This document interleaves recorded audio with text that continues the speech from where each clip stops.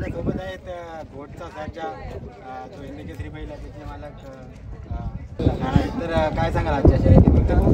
आजच्या शर्यतीबद्दल काय अख्ख्या महाराष्ट्रामध्ये सुद्धा आहे. प्रत्येक बैलगाडी मालक बघू आता काय होतं. कारण आमच्या दिवसामध्ये पळण्याचं पहिली स्टाईल. आणि आज पहिरा कोणासोबत आहेत? घरचीवाडी पळतो स्वतःचेच जोडणं. शर्यतीबद्दल एकंदरीत काय सांगाल? शर्यत या शर्यतीमुळे बैलगाडी शर्यतीला नवीन स्वरूप प्राप्त झाले नाही. आता एवढं मोठं बक्षीस स्वरूप असलेलं आम्ही नवीन स्वरूप प्राप्त झाले. सर्जाबद्दल काय झालं? सर्जाचं तुम्हाला मी म्हणजे छोटा असल्यापासून मी बैलाला बघितलेला आहे. आपला सागर आणि समीर सोबत मी काम केलेलं आहे कंपनीमध्ये. तर त्यांच्या व्हॉट्सअप साईडला वगैरे सुरुवातीपासून एवढा पुढे जाईल असं ते वाटलेलं आहे मला त्यावेळी.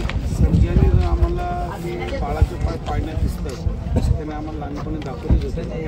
आणि त्यांनी त्याचं रूप दाखवून आज आम्हाला त्यांनी या शिखरापर्यंत आणून ठेवलं. आणि अजून बैलाकडून काय आलं? सगळं पसंत केलं जातं. इंडिया केसरी झाले, महाराष्ट्र केसरी झाले, इंडियन झाले.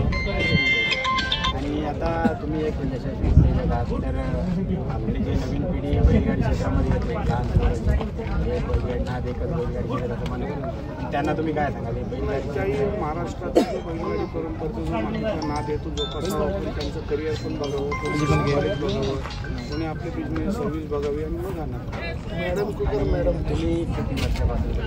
आमचं वडील पाहिजे. आता तुमचा सर्जा तर हिंदकीच आहे, पण आता अजून कोणते असे बैल आहेत जे तुम्हाला वाटते की म्हणजे तुमच्या आवडीचे बैल? माझ्या आवडीचं मोठं आहे,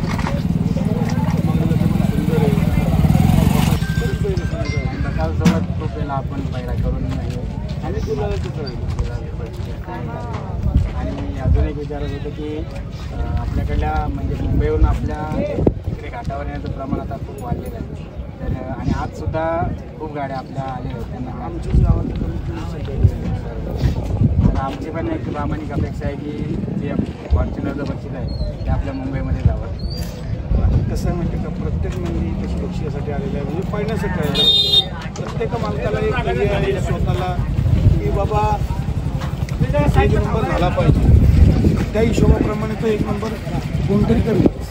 पण एक आम्ही जवळचे असल्यामुळे आम्हाला एक वाटतं की आपला सध्या पुन्हा एकदा इथे श्रीनाथ केसरी व्हावं आमची पण इच्छा आहे.